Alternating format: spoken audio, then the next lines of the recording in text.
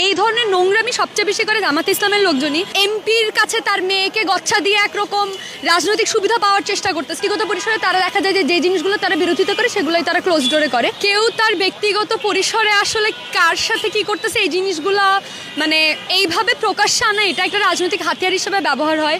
এটা আমরা অনবরত দেখছি যে কেউ দুজন একসাথে প্রেম করতেছে কোথাও একটা, বা হাত ধরে বসে আছে, এরকম নানা ধরনের তাদের ব্যক্তিগত যে জিনিসপত্র, ব্যক্তি স্বাধীনতার জায়গা হস্তক্ষেপ করে এই ধরনের ব্যক্তি আক্রমণের সুযোগ তৈরি করে দেয়। এই ধরনের নোংরামি সবচেয়ে বেশি করে জামাত ইসলামের লোকজনই এবং ছাত্র শিবির সহ এই যে বট বাহিনী, যেটা আমরা অনলাইনে দেখতে পাই, বিভিন্ন নারীদের চরিত্র হনন করা থেকে ওড়না পড়ছে কিনা, এই জামা পড়ছে কিনা, হাতা কাটা কেন, এই ধরনের নানা রকম অনলাইনে এই ধরনের মব লিঞ্চিং তাদের মধ্যে দেখতে পাই। কিন্তু দেখা যায় যে তারা নিজেদের যে ব্যক্তিগত পরিসর, তাদের যে পরিবার, সেই জায়গাতে কিন্তু তারা ঠিকই সেই লিবারেলিজমের চর্চা করে।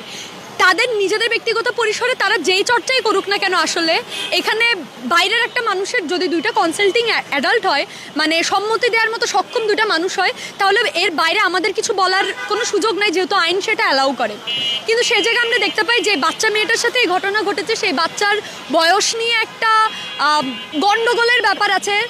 কোথাও দেখা যাচ্ছে তাকে জোর করে 18 বছর বয়স দেখানোর চেষ্টা করা হইতেছে, আবার শোনা যাচ্ছে যে সে একটা চাকরির আবেদনের পরামর্শ রিকমেন্ডেশনের জন্য এমপির কাছে গিয়েছিল।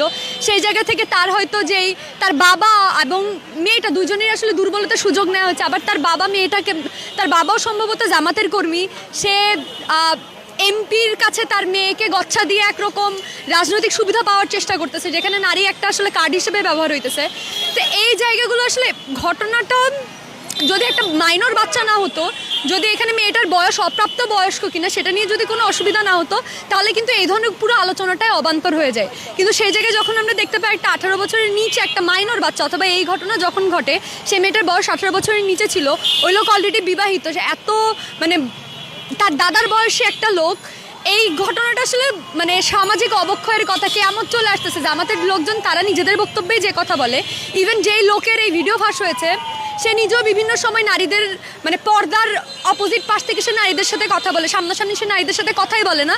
সেখানে আবার দেখা যায় যে আড়ালে গিয়ে সে এই ধরনের হোটেল রুম বুক করে একজন এমপি হওয়া সত্ত্বেও সে আইনের লঙ্ঘন করে একটা অপ্রাপ্তবয়স্ক বাচ্চার সাথে এক কক্ষে অবস্থান করে। এই ব্যাপারগুলো আসলে জামাতের যে দ্বিচারিতা, মুখে এক ধর্মের কথা বলে আরেকজনের ব্যক্তিগত স্বাধীনতায় হস্তক্ষেপ করা থেকে যেই চর্চাগুলো তারা পাবলিকলি করে, কিন্তু ব্যক্তিগত পরিসরে তারা দেখা যায় যে জিনিসগুলো তারা বিরোধিতা করে সেগুলোই তারা ক্লোজ ডোরে করে।